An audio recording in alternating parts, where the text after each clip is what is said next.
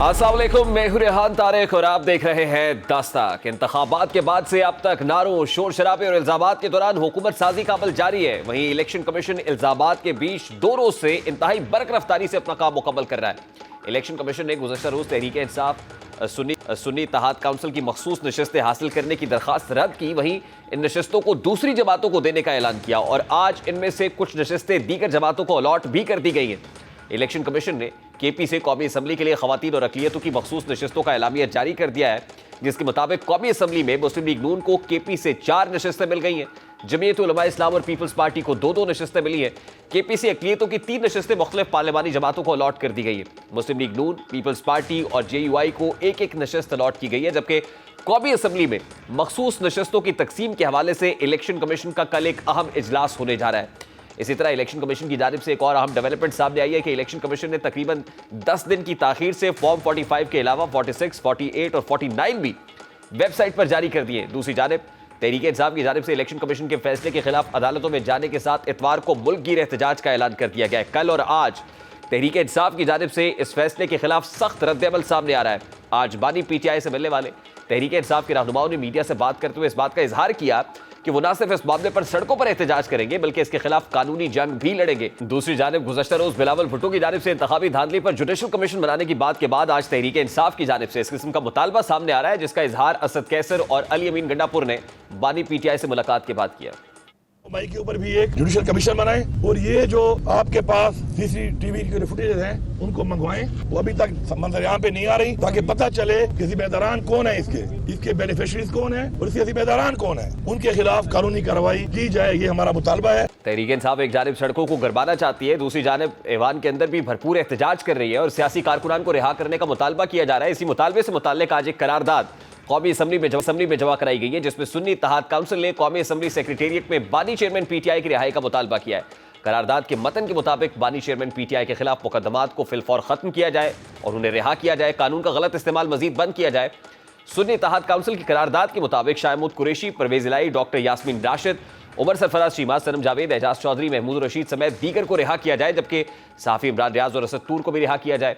Election commission की जानिब से जारी किए गए मखसूस नशस्तों से के फैसले के बाद सियासत पर काफ़ी गहरे असरात मुरतब होंगे, क्योंकि इस फैसले के बाद मखलूत हुकूमत मरकज़ में काफ़ी ज़्यादा मजबूत हो जाएगी। इसी तरह नून लीग पहले ही पंजाब में बहुत मजबूत थी, लेकिन अब मजीद मखसूस नशस्तों के हुसूल के बाद वो 2/3 से भी ज़्यादा अक्सरियत हासिल करती दिखाई दे रही है, क्योंकि इस एक फैसले से अब मुस्लिम लीग नून को कौमी असम्बली में खवातीन और अक़लियतों की 14 इजाफी नशस्तें मिलने का इम्कान है। पीपल्स पार्टी को कौमी असम्बली में 3 और सूबाई असम्बलियों में 7 इजाफी नशस्तें मिलने का इम्कान है, जबकि JUI की 6 नशस्तें मुतवक्के हैं। इसी तरह कौमी असम्बली में भी पीपल्स पार्टी, MKM और नून लीग इजाफी नशस्तें हासिल करने के बाद 218 या इससे ज़्यादा नशस्तें हासिल कर लेगी।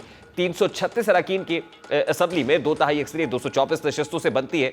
यूँ 2/3 के अक्सरियत के करीब तकरीबन जो बाकी 5-6 नशस्तें बचेगी वो मैनेज करना ज़्यादा मुश्किल नहीं होगा, जिससे कानून साजी बहुत आसान हो जाएगी। इवन आईनी तरामीम कराना भी खासा आसान हो जाएगा नौमुंतखब हुकूमत के लिए। इस पर बात करेंगे। इस वक्त पाकिस्तान तहरीक इंसाफ के मरकज़ी रहनुमा आमिर ने हमें ज्वाइन किया है। आमिर डोगर साहब, अस्सलाम वालेकुम, बहुत बहुत शुक्रिया आपके वक्त के लिए। सबसे पहले तो ये कहिएगा कि हुकूमती बेंचेस पर बैठे हुए लोग, बिलावल भुट्टो हों, शहबाज शरीफ हो, दीगर ज़ोमा हो, वो मिसाक मफाहमत की बात कर रहे हैं। आज बानी PTI से मुलाकात हुई, इस पर PTI का और बानी PTI का उसूली मौक़िफ़ क्या है, क्या रद्द-ए-अमल है? बिस्मिल्लाहिर्रहमानिर्रहीम, बहुत शुक्रिया। देखें, इस माहौल में जब हमारे सैकड़ों कारकुन जेलों में हों, हमारी खवातीन 10 महीने से जेलों में हों और 4 दिन पहले भी जो हमने पुरअमन एहतजाज किया था पंजाब में, अब तक उसके तकरीबन कमोबेश 200 के लगभग कारकुन जेलों में हों, ऐसे में मुफाहमत की बात करना ये मुनाफकत है। हुकूमत हमेशा आगे बढ़ती है, हमेशा हुकूमत एक गुड जेस्चर देती है। हुकूमत आगे बढ़े। हमारा जो एक आईनी हकीकी मुतालबा है कि 8 फरवरी को जो हमारा मैंडेट चोरी किया गया और फॉर्म 45 की हमारी 80 कौमी असम्बली की सीटें और 65 सीटें हमारी पंजाब असम्बली की हमसे छीनी गई और वो ओपन एंड शट है, वो हमारे पास है। आज 20 दिन हो गए, 25 दिन हो गए तकरीबन इलेक्शन कमीशन ऑफ पाकिस्तान ने अब तक वेबसाइट पे फॉर्म 45 लोड नहीं किए। इलेक्शन कमीशन ने अब तक जिसको एक हतमी नतीजा जी बिल्कुल डॉक्टर साहब, देखिए ना, इसका लोड नहीं अप्रोप्रिएट किया। फोरम हुकूमत नहीं है बल्कि इलेक्शन कमीशन ऑफ पाकिस्तान है। जब यही बात हम हुकूमत के सामने रखते हैं या हुकूमती नुमाइंदों को बताते हैं तो वो कहते हैं कि इसमें हुकूमत तो कुछ नहीं कर सकती, ये तो इलेक्शन कमीशन ऑफ पाकिस्तान है, ट्राइब्यूनल्स मौजूद हैं, अदालतें मौजूद हैं, आप जाइए वहां पर पिटीशन करें, या ये आपका इस्तेहकाक है? देखिए, इलेक्शन कमीशन ऑफ पाकिस्तान ने वो जो सिलसिला हमारे कागजात नामजदगी छीनने से शुरू हुआ, कल हमारी खुसूसी नशिस्तें खवातीन की और मिनॉरिटी की छीन कर ये साबित कर दिया कि वो माइंडसेट अभी वहीं का वहीं है। और इलेक्शन कमीशन ऑफ पाकिस्तान ने साबित कर दिया कि आज दिन तक फॉर्म 45 के जीते हुए हमारे मेंबर्स जो असम्बलियों में बैठ के हैं, जिन्होंने हल्फ उठा लिया है, उनके हल्कों में गिनतियों का सिलसिला जारी है, जबकि ट्रिब्यूनल्स बन गए हैं। जो हुकूमत की बात का मतलब ट्रिब्यूनल्स बन गए हैं। 3 कौमी असम्बली की सीटें हमारी, उन्होंने उन ट्रिब्यूनल्स के बाद रातों रात नोटिफिकेशन निकाले, उनकी रिकाउंटिंग की, मोरल डबल लगा के उनको हरा दिया गया और उन मेंबर्स के कार्ड भी बन चुके हैं। और 5 मेंबर्स मेरे अभी भी हैं जिनके ऊपर ये रेडार लटक रहा है, तलवार लटक रही है, और ये कहा जा रहा है कि आप अभी भी अपनी सिमत जो है दुरुस्त करें, वरना आप अपनी सीट हाथ से खो बैठेंगे। ये कौन कह रहा है? ऐसे हालात कभी आपने देखे हैं? 70 सालों में ऐसे हालात देखे? अगर इस तरह करना था डॉक्टर साहब, ये कौन कह रहा है? तो आपने की है। ये उन मेंबर से जो इस वक्त नेशनल असेंबली में मौजूद है, जो बात आप कर रहे हैं, ये एक बहुत बड़ा इल्जाम है, ये कौन प्रेशराइज कर रहा है?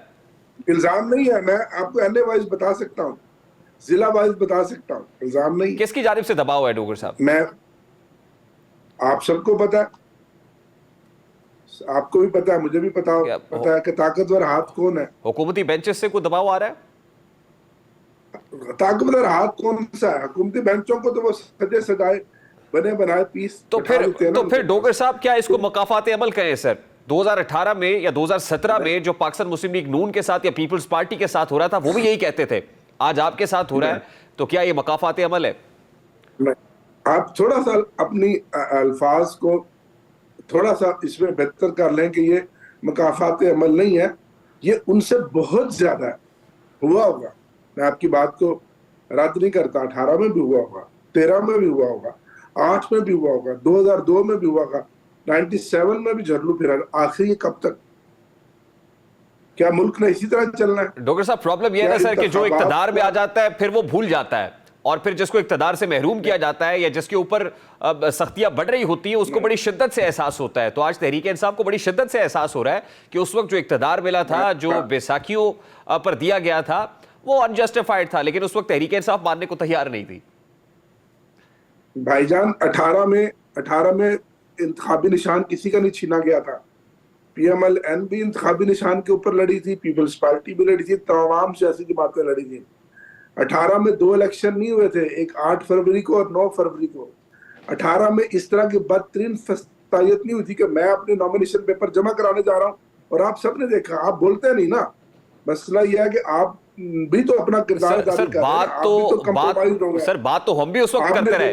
देखिए 2018 में जिस तरह RTS बैठाया गया, 2018 में जिस तरह सेनेट के इलेक्शन के लिए लोगों को तोड़ा जाता रहा, इसके बाद खुद वजीर आजम को एतमाद का वोट दिलवाने के लिए जिस तरह लोगों को लाया जाता रहा, ये भी तो पहले कभी नहीं हुआ सर। बिल्कुल ठीक कह रहे हैं, लेकिन जो कुछ ये हुआ, इसने सारे पिछले रिकॉर्ड तोड़ दिए। आपने कभी देखा कि आरओ के दफ्तर के बाहर पुलिस वाले जो है ना वो कागज छीन रहे हैं? आपने झपटा झपटी कभी पहले देखी आपने? सर अनजस्टिफाइड है, and two wrongs can never make right. जो आज गलत है वो कल भी गलत था, हमने कल भी गलत कहा, आज भी गलत कह रहे हैं, लेकिन आपको एहसास इसका अब हो रहा है, रियलाइजेशन PTI को अब हो रही है कि जो उस वक्त हो रहा था वो भी गलत था, आज हो रहा है तो भी गलत है। नहीं, उस वक्त में और इसमें बड़ा फर्क है। मैं उस असेंबली का भी हिस्सा था, आपने देखा था कंट्रोल्स नंबर थे, हमने मांगे तांगे की हुकूमत बड़ी मुश्किल से 172 पूरे किए गए, और फिर जब उनको इशारा हुआ वो 20-22 लोटे चले गए। अब में उसमें जमीन आसमान का फर्क है। तो डॉक्टर साहब, आपको नहीं लगता कि आप लोगों ने खुफिया हाथों को या नादीदा कुव्वतों को बहुत मजबूत कर दिया है और इसकी जिम्मेदारी खुद आपके ऊपर है, ये रिस्पॉन्सिबिलिटी आपके ऊपर है। नहीं, हमने तो रूल ऑफ लॉ की बात की है, उस वक्त भी की थी, आज भी कर रहे हैं। हम तो उस वक्त भी ये कह रहे थे कि जो अदम इत्माद आई उसके पीछे एक साजिश थी। वो जो पूरी रजीम चेंज हुई, लंदन प्लान था। सर आप अदम एतमाद से शुरू करते हैं ना सर, आप लंदन प्लान उससे शुरू नहीं करते जो लंदन प्लान 2014 में बनाया गया था, जहां पर पाकिस्तान अवामी तहरीक भी थी, जहां तहरीक इंसाफ भी थी, और बैठ के लंदन में जो प्लान बना था जिसके बाद पाकिस्तान में जो कुछ हुआ, आप उसकी बात नहीं कर रहे हैं ना। नहीं, मैं तो इस लंदन प्लान की बात कर रहा हूं जिसने मुल्क को खोखला कर दिया, जिसने मुल्क को तबाह बर्बाद कर दिया। आम आदमी जो 24 करोड़ आवाम है उसकी वो देख रही है उनके हालात का, उनके दुखों का मुताबा कौन करेगा। ये जुल्म और बर्बरियत जो खत्म नहीं हो रही, उनको इंसाफ कौन देगा। महंगाई से उनको निजात कौन देगा, बेरोजगारी से उनको निजात कौन देगा। डॉक्टर साहब देखिए, आप 9 मई के ऊपर जुडिशियल इंक्वायरी का मुतालबा कर रहे हैं। आज एहसन इकबाल साहब ने कहा कि जुडिशियल इंक्वायरी का मुतालबा ठीक है, बिल्कुल खुशाइंद है, लेकिन फिर 2014 के धरने पर भी जुडिशियल कमीशन बनाए, पार्लियामान पे जो अटैक हुआ उस पर भी बनाए, पीटीवी पे हमले पर भी बनाए, फिर 2016 में जो धरना हुआ उस पर बनाए, फिर ममनुआ फंडिंग के ऊपर भी जुडिशियल इंक्वायरी होनी चाहिए। हमने कब मना किया? हमने तो हर जगह कानून का और अदालतों का सामना किया। ममनुआ फंडिंग के ऊपर भी इलेक्शन कमीशन के सामने हमने सामना किया। हम तो आज तक फेस कर रहे हैं, हजारों मुकदमात हैं जो हम फेस कर रहे हैं। लेकिन ये जरूर है कि एहसन इकबाल साहब की बात को मैं जरूर सेकंड करूंगा कि इसको सबको कमीशन बनाकर इसका कोई हतमी नतीजा निकलना चाहिए ताकि ये ब्रेक लग जाए और मुल्क आगे चले। सर ब्रेक लगाने के लिए इससे बेहतर मौका और नादिर मौका कौन सा है जमहूरियत को बचाने के लिए भी कि सब लोग बैठ जाएं, सब पॉलिटिकल स्टेक होल्डर्स एक परचम तले बैठ जाएं, और अगर वो चार्टर ऑफ रिकंसिलिएशन से ही कुछ हो सकता है तो कर लीजिए सर। देखिए, हम बैठने के लिए तैयार हैं उन लोगों के साथ जो हमारी तरह के, जिनका मैंडेट चुराया गया, उनके साथ तो नहीं बैठ सकते ना, जिन्होंने हमारा मैंडेट चोरी कराया, जिनके खिलाफ हमारा असूली मौकफ है कि जिन्होंने इस मुल्क की दौलत को लूटा है, जिन्होंने इस मुल्क के वसाइल को लूटा है, जो PDM 2 है जिसको 7 जमातों के हम पर मुसल्लत किया गया है। ये कैसा मुल्क है, ये कैसा इंसाफ है? तो फिर डॉक्टर साहब आप यकीन दहानी भी तो उन्हीं से चाहते हैं जिनके खिलाफ आप जंग लड़ रहे हैं या हकीकी आजादी की बात कर रहे हैं। आप यकीन दहानी भी वही से चाहते हैं, बैठना भी वही चाहते हैं, बैठना भी गैर सियासी कुव्वतों के साथ चाहते हैं। सर सियासी कुव्वतों के साथ बैठ जाइए। हम तो इस मुल्क की आला अदालतों की तरफ देख रहे हैं। हम तो आइन और कानून का रास्ता अपना रहे हैं। हम तो रूल ऑफ लॉ की बात कर रहे हैं। हम तो इस पार्लियामेंट को बाला दस्ती जो कहते हैं कि ये पार्लियामेंट सुप्रीम है, सॉवरन है, उसकी तरफ देख रहे हैं कि जमहूरियत हार रही है, पार्लियामेंट बेवकूफ हो रही है, लोगों का एतमाद उठ रहा है और मुल्क में अनारकी फैल रही है, अदम इस्तेहकाम फैल रहा है। इस सबको बचाने का एक ही रास्ता है सर कि पार्लियामेंटेरियंस पार्लियामेंट्री डेमोक्रेसी को प्रिवेल करने के लिए एक पेज पर बैठ जाएं, एक टेबल पर बैठ जाए और फैसले करें। बिल्कुल ठीक है, लेकिन उससे पहले हमें इंसाफ दिया जाए। आप नहीं जानते 8 फरवरी को मैंडेट किसको दिया है? इमरान खान को। इमरान खान आज पाकिस्तान का नहीं बल्कि आलम इस्लाम का अजीम और मकबूल लीडर है। उसके मैंडेट को वापस करें, हमें हमारा इंसाफ दें, हमें हमारा मैंडेट दें। हमारी छीनी हुई, इससे बड़ा डाका क्या होगा जो हमारी 80 के लगभग सीटें हमसे ले ली गई हैं। फिर हम रिकंसिलेशन के लिए भी तैयार हैं। हम इस मुल्क की खातिर अपनी हर तरह की कुर्बानी देने के लिए तैयार है। ना हमारे यहाँ कोई अना है, ना कोई जिद है। डॉक्टर साहब लास्टली एंड वेरी क्विकली, इतवार के रोज भी एहतजाज की कॉल दे दी गई है, गालिबन एहतजाज करने जा रहे होंगे। अदालत का दरवाजा कब खटखटा रहे हैं, खासतौर पे ECP के डिसीजन को लेके, और मुस्तकबिल का आइंदा का लाहे अमल क्या है? ECP के डिसीजन को भी हम चैलेंज कर रहे हैं और ऐवान के अंदर भी और ऐवान के बाहर भी अपना पूरा मन एहतजाज का रास्ता हम इख्तियार करेंगे। वो हमारा जारी रहेगा, वो उस वक्त तक जारी रहेगा जब तक हमें इंसाफ नहीं मिल जाता। बहुत बहुत शुक्रिया। Chief of the army staff general Asim Munir की जेर सदारत 263वीं कोर कमांडर्स कॉन्फ्रेंस का इनेकाद किया गया और इस कोर कमांडर्स कॉन्फ्रेंस का एलामिया पाक फौज के शोबा ताल्लुकात आमा की जानिब से जारी भी कर दिया गया है।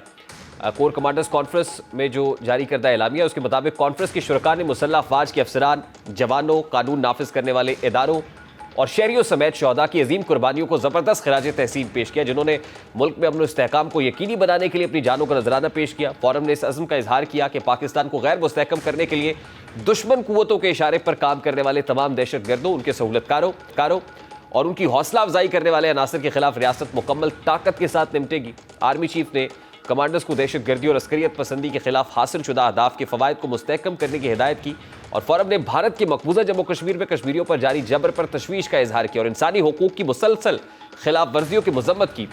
फोरम ने इस बात का आदा किया कि पाकिस्तान अपने कश्मीरी बहन भाइयों की सियासी, सफारती और अखलाकी हिमायत हर सतह पर जारी रखेगा। फोरम की फ़लस्तीनी अवाम के साथ मुकम्मल इजहार यकजहती और गजा में जारी इंसानी हुकूक की संगीन खिलाफ वर्जियों और जंगी जराइम की मजम्मत पर आर्मी चीफ का कहना था कि फ़लस्तीनी अवाम को पाकिस्तानी कौम की मुकम्मल सफारती, अखलाकी और सियासी हिमायत हासिल है और हम मसला फ़लस्तीन के पायदार हल के लिए अपने भाइयों के उसूली मौक़िफ़ की हिमायत जारी रखेंगे। आम इंतखाबात में इलेक्शन कमीशन ऑफ पाकिस्तान के मैंडेट के मुताबिक तमाम तर मुश्किलात के बावजूद महफूज माहौल मुहैया करने पर फोरम ने सिविल इंतजामिया, कानून नाफिज करने वाले इदारों और सिक्योरिटी फोर्सेस की कोशिशों को सराहा।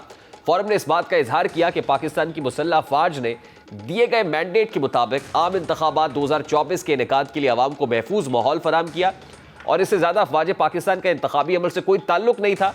फोरम ने इस बात पर तशवीश का इजहार किया कि कुछ मखसूस मगर महदूद सियासी अनासर सोशल मीडिया और मीडिया के कुछ सेगमेंट्स की तरफ से मुदाखलत के गैर मुसद्दका इल्ज़ामात के साथ पाकिस्तान की मुसल्लह अफवाज को बदनाम कर रहे हैं, जो इंतहाई काबिल मजम्मत है। बदकिस्मती की बात यह है कि गुड गवर्नेंस, माशी बहाली, सियासी इस्तेहकाम और अवामी फलाह बहबूद जैसे हकीकी मसाइल पर तवज्जो मरकूज करने की बजाय ऐसे मफाद परस्त अनासर की पूरी तवज्जो अपनी नाकामियों को पसे पुश डालकर सियासी अदम इस्तेहकाम और गैर यकीनी सूरत हाल पैदा करने पर मरकूज है। अब ये बड़ी इंपॉर्टेंट बात है जो 263वीं कोर कमांडर्स कॉन्फ्रेंस के अंदर की गई है। पाक फौज ये बता रही है कि उन्होंने सिक्योरिटी को, हर मुमकिन सिक्योरिटी को यकीनी बनाने के लिए इलेक्शन कमीशन ऑफ पाकिस्तान को सपोर्ट किया है और इससे ज़्यादा उनका कोई रोल नहीं था। और कुछ लोग जो ये कह रहे हैं कि मुदाखलत हुई है, इंतखाबी नताइज को तब्दील किया गया है, वो सरीहन एक प्रोपेगेंडा है, एक मजमूम प्रोपेगेंडा है जो किया जा रहा है। उसके साथ साथ इसी फोरम पर 9 मई के हवाले से ये बात की गई कि 9 मई के जो मुल्ज़िमान हैं उनको कानून के कटहरे में लाया जाएगा और कानून और आइन के तकाज़ों के मुताबिक उनको कटहरे में लाया जाएगा। इस हवाले से भी पाक फौज बड़ी डिटरमेंट दिखाई देती है। अब एक तरफ 263वीं कोर कमांडर्स कॉन्फ्रेंस का एलामिया है और मुल्क के जो सियासी नक्शा है वो भी शेप अप होता हुआ नजर आ रहा है।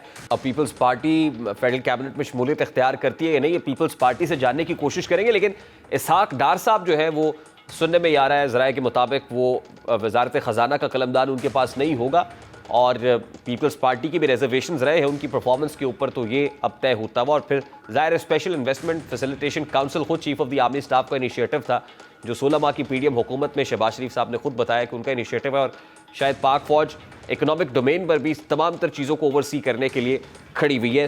तमाम तर मामले पर बात करेंगे। इस वक्त शर्मिला फारूकी साहिबा पीपल्स पार्टी की रहनुमा हमारे साथ मौजूद है। अस्सलाम वालेकुम शर्मिला साहिबा, बहुत बहुत शुक्रिया आपके वक्त के लिए।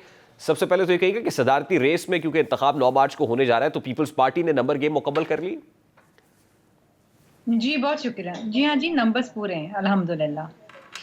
यानी Peoples Party is confident enough कि वो सदारती इंतखाब में आसिफ अली जरदारी साहब को प्रेसिडेंट इलेक्ट करा लेंगे? जी बिल्कुल। Now, as far as your engagement in Senate is concerned, तो मुतज़ाद इत्तलात आ रही है। यूसुफ रज़ा गिलानी साहब नेशनल असम्बली से पहले इलेक्ट हुए और अब लाइकली वो इस इलेक्शन के अंदर, प्रेसिडेंशियल इलेक्शन के अंदर वोट भी करेंगे आसिफ जरदारी साहब को। क्या पीपल्स पार्टी ने यूसुफ रज़ा गिलानी साहब को इस हवाले से कोई इंस्ट्रक्शंस दी थी कि आपने नेशनल असम्बली ज्वाइन करनी है, या उनको पहले पता नहीं था कि आप बतौर चेयरमैन सेनेट पीपल्स पार्टी की तरफ से कैंडिडेट होंगे?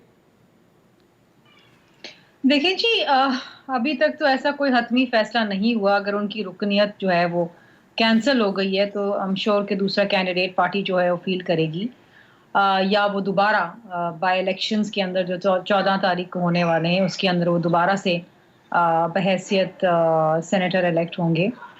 जहाँ तक पीपल्स पार्टी के प्रेसिडेंशियल जो नंबर्स हैं हमारे, वो अल्हम्दुलिल्लाह पूरे हैं। जिस तरह आपने पूछा, मैं ज़रा तफसील ये आपको बता दूं कि Balochistan assembly, Sindh assembly, Punjab assembly, senate और कौमी असेंबली, यहाँ पर हमारे अलाइड पार्टीज़ जो हैं और बाकी जो हमारे इत्तेहादी हैं जो हमें सपोर्ट कर रहे हैं, जो आसिफ अली जरदारी साहब को सपोर्ट कर रहे हैं, उनकी ओवरवेलमिंग रिस्पॉन्स है हमें। और जहाँ तक नंबर्स का ताल्लुक है, हमारे numbers are more than enough. ठीक, कुछ आईनी ओहदे रह गए हैं, मतलब चेयरमैन सेनेट के लिए मुझे पहले बता दीजिए कि आपकी तरफ से कैंडिडेट कौन है, अब किसको फील्ड किया जा रहा है, और फिर गवर्नर पंजाब के हवाले से अब क्या डिसीजन हुआ है? देखिए जी, गवर्नर पंजाब के हवाले से तो मैं आपको इस वक्त नहीं बता सकती कि किसका फैसला हुआ है, किसका नहीं हुआ है। मोस्ट प्रोबेबली अभी नहीं हुआ, लेकिन ये जो फैसले हैं गवर्नरशिप के सारे सूबों के, ये जब सदर साहब हल्फ उठा लेंगे उसके बाद आसिफ अली जरदारी साहब इनका फैसला करेंगे। नहीं, लेकिन इस तरह की कुछ इत्तलात हैं कि पीपल्स पार्टी नदीम अफजल चंद साहब को गवर्नर पंजाब लगाना चाहती है, लेकिन नून लीग इस पर राजी नहीं है। नून लीग ये चाहती है कि मखदूम अहमद महमूद या कमर जमान कायरा या किसी नए नाम पर गौर होना चाहिए। अभी तक जो भी नाम आपके सामने आ रहे हैं ना, ये लोगों की स्पेकुलेशन है। कोई कुछ कह रहा है, कोई कुछ कह रहा है। इसका हतमी फैसला सदर जरदारी साहब करेंगे अपना हल्फ उठाने के बाद। ठीक, और चेयरमैन सेनेट के हवाले से भी कोई हतमी फैसला नहीं हुआ? जी, अभी तक तो हमें यही कहा गया है कि यूसुफ रज़ा गिलानी साहब जो हैं वो हमारे कैंडिडेट हैं। ठीक, और उसके बाद फेडरल कैबिनेट के हवाले से, क्योंकि अब बाकायदा वो शेप अप होना शुरू हो गई है, तो क्या पीपल्स पार्टी का ये उसूली मौक़िफ़ है अभी भी कि फेडरल कैबिनेट में नहीं होंगे आप? जी, पीपल्स पार्टी का ये उसूली मौक़िफ़ है कि हम काबीना का हिस्सा नहीं बनेंगे। और ये कंडीशनल भी नहीं है कि कुछ ऐसा हो जाए तो इससे फिर पीपल्स पार्टी काबीना में आ जाएगी? नहीं जी, जो भी हो अच्छा हो इस मुल्क के लिए, इस मुल्क की मईशत के लिए, इस मुल्क की आवाम के लिए, जो बड़ी उम्मीदें लगा के बैठे हैं कि नई हुकूमत आएगी तो उनको किसी किस्म का कोई रिलीफ मिलेगा।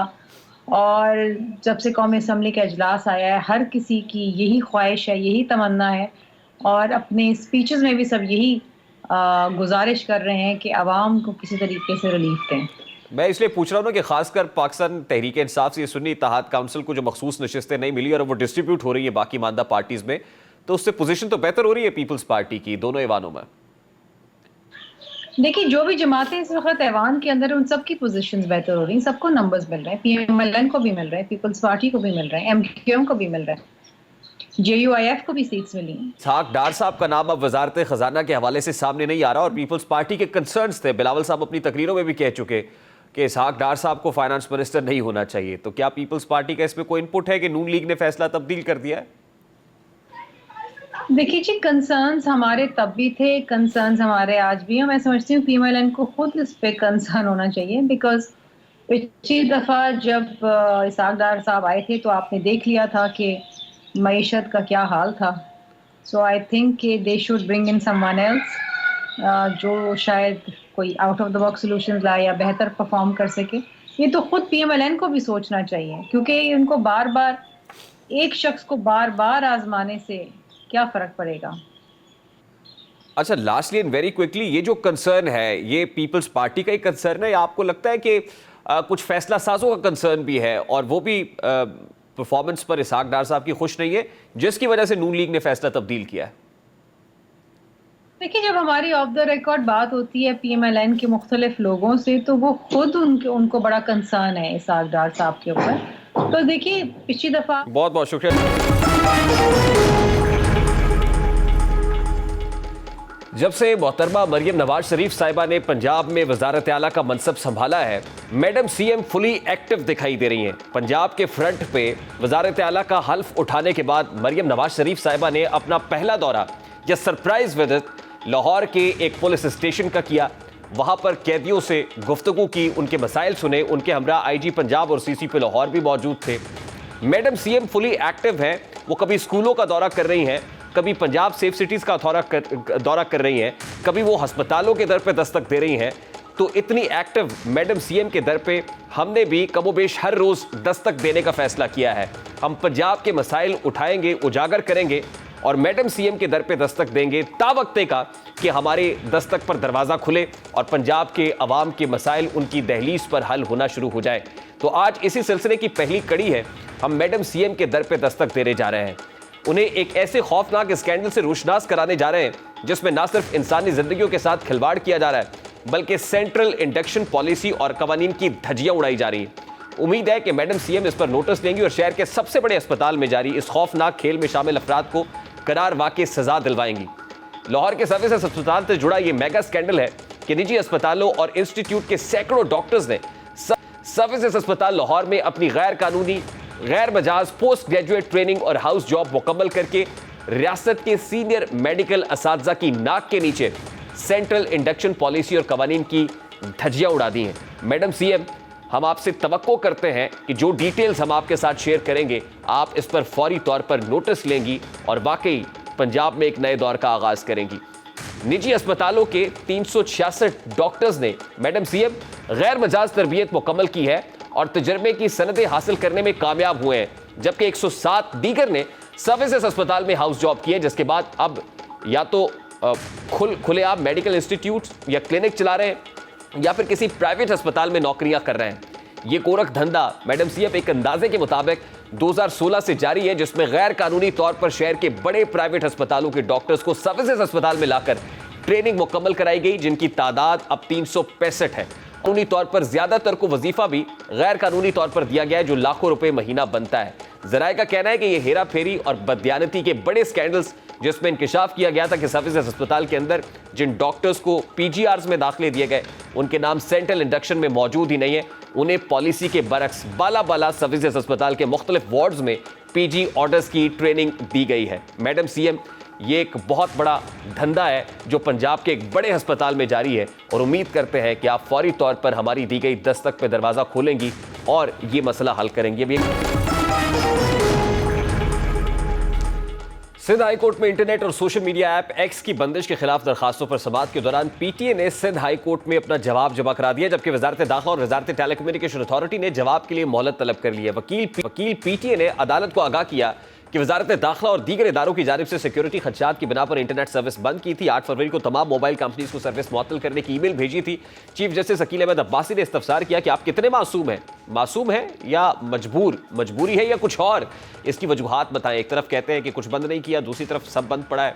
उन्होंने दलाइल के दौरान वकील पीटीए को टोकते हुए कहा कि इतने जज्बाती मत हो, हमें भी अपना ज़हन इस्तेमाल करना आता है, हम चाहते हैं कि वफाद आमा का मसला खराब ना हो। अदालत ने रिमार्क्स दिए कि अगर पीटीए ने सर्विस बहाल करने का किसी कंपनी को कहा है और सर्विस अभी मुअत्तल है तो ऐसी कंपनी को उठाकर बाहर फेंके। चीफ जस्टिस ने इस्तफसार किया कि अगर पीटीए ने इंटरनेट बंद नहीं किया तो इसीलिए तो पूछा था कि फिर मुल्क के मामला कौन चला रहा है, ज़मीनी हकायक को समझे बगैर मुल्क के हालात ठीक नहीं किए जा सकते। उन्होंने रिमार्क्स दिए कि हमने इंटरनेट और मोबाइल फोन सर्विस बंद करने की वजूहात जानने का कहा था। आपने कहा 9 मई की वजह से इंटरनेट बंद किया था, कुछ सियासी जमातों को मुहिम और जलसे नहीं करने दिए गए। आप सबने देखा आज भी इंटरनेट ठीक नहीं चल रहा, मुख्तलिफ तरीकों से कंट्रोल किया जा रहा है, बच्चा जानता है। दौरान समाअत वकील पीटीए ने अदालत को आगाह किया कि पीटीए के पास इंटरनेट बंद करने या सुस्त करने का कोई आला नहीं है, जिसके बाद ये अदालत ने वजारत दाखिला को जवाब जमा कराने की मोहलत देते समाअत मुलतवी कर दी है। प्रोग्राम का वक्त अपने इख्तिताम को पहुंचा, आपसे मुलाकात होगी इंशाअल्लाह कल। अपना रखिए ख्याल, अल्लाह हाफ़िज़।